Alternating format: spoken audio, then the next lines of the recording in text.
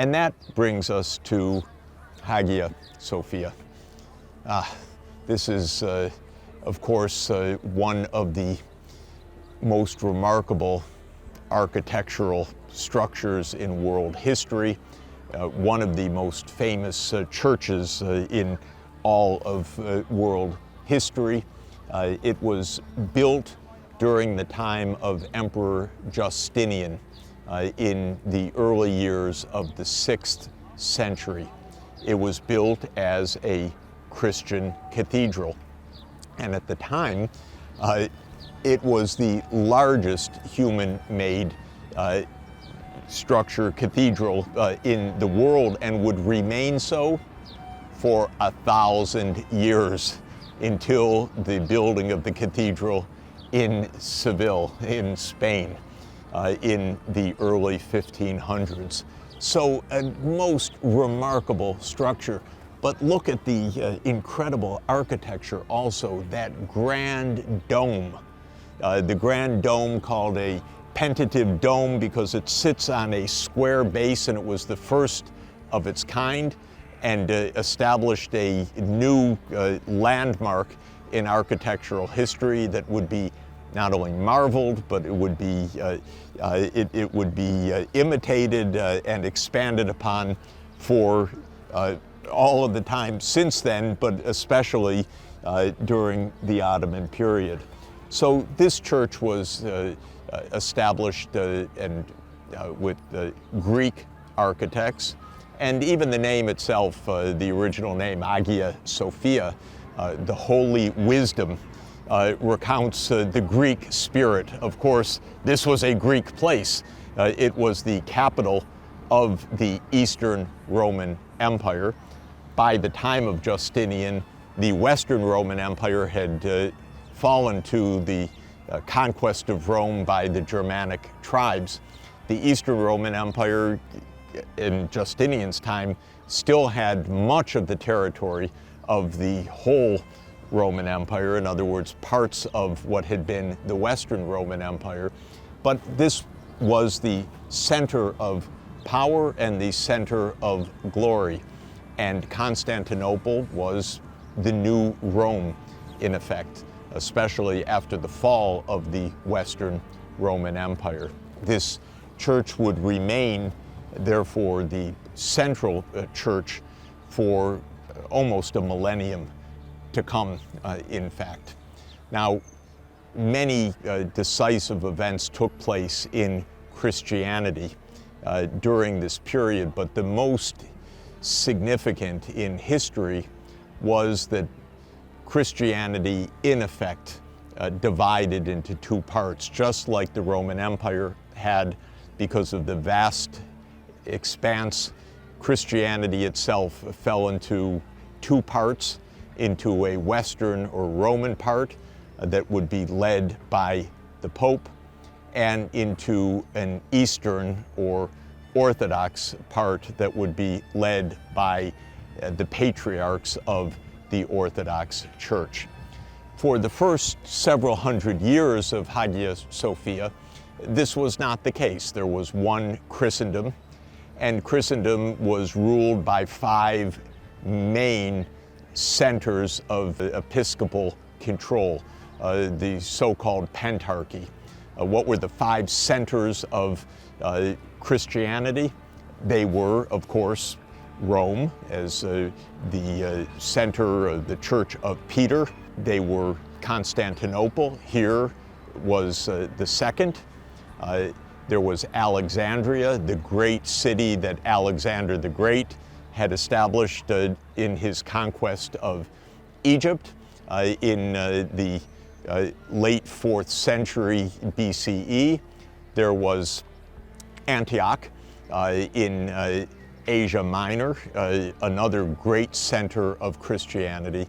And the 5th, of course, was Jerusalem, the place where Christianity got its birth with the teachings and crucifixion of Jesus.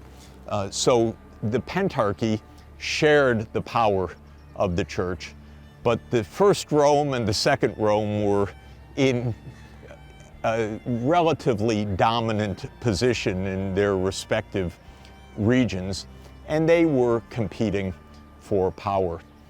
And many tensions arose.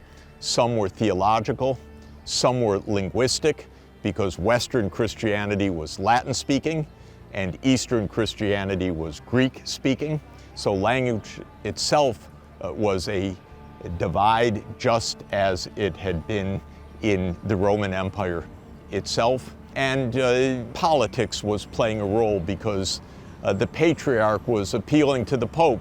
You have to come help, because we're facing pressures from invaders. The Pope was appealing to the Patriarch of Constantinople. We need help. You have to send troops, because we are threatened in the Italian peninsula. And each side was suspicious of the other, somewhat dependent on the other, and battling. Well, the Great Schism occurred in the year 1054, when the two great parts of Christendom divided, the papal-led and the patriarchal-led parts of Christendom. And I recount all of this because it was in Hagia Sophia where this took place. The Pope had sent an envoy to the Patriarch appealing for some help. The help was refused or wasn't clearly accepted. A battle broke out, and the papal emissary excommunicated the Patriarch of Constantinople. Not a great move. In fact, the Patriarch of Constantinople immediately excommunicated the envoys.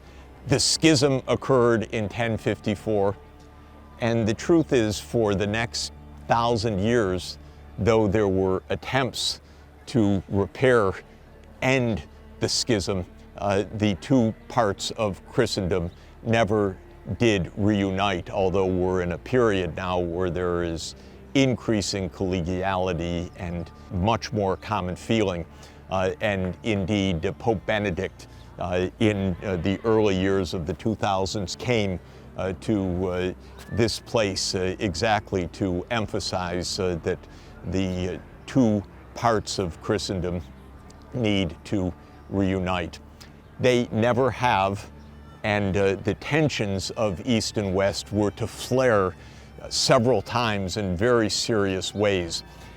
Late in the 12th century, there was a massacre of the Latins in Constantinople, a repression of Latin churches and Latin followers, and a massacre of Latin followers towards the end of the 12th century. And then in the early years of the 13th century, in the year 1204, in this period of the Crusades, in which Western troops and Western monarchs and princes were sending troops to the east to try to conquer the Holy Land, when the Crusaders of the Fourth Crusade arrived in Constantinople. They did not come to capture the Holy Land. They sacked Constantinople. In the famous destruction of this city, some of the greatest artwork was carried off to the west, to Venice and to other places. And in fact, from 1204 to 1261, this was a Latin kingdom that was imposed here, replacing the Eastern Byzantine Roman Empire for a temporary period of time. Well, the Eastern Greek-speaking Byzantine leaders regained control of Constantinople in the 1260s, but only briefly, because this region was more and more under attack. And it was under attack by Turkic-speaking populations that were coming from Central Asia, coming from the Aral Sea, and very powerful warriors, very successful conquerors. and they were sweeping in from Central Asia into Anatolia and moving closer and closer to Constantinople.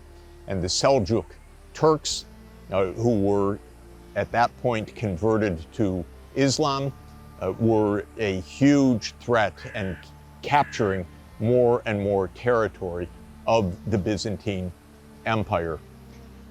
An interlude, a rather dramatic and major interlude, occurred when yet another nomadic group swept across all of Asia and into Europe suddenly in the 13th century and established kingdoms or khanates in the 13th and 14th century. Of course, I'm referring to the Mongols.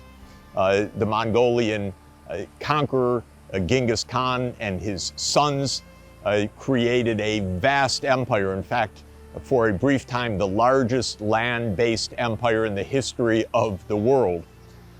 They never did reach Constantinople, but they laid waste to Seljuk territory, led to more turmoil, opened the way, in fact, for yet another Turkish clan and another Turkish group to rise to power. And that is the followers of Osman, known to us as the Ottomans. And the Ottomans followed the Seljuks as a very powerful Turkish dynasty, and a Turkish dynasty that indeed did reach this place in the year 1453. The last hold of the Byzantine Empire was Constantinople.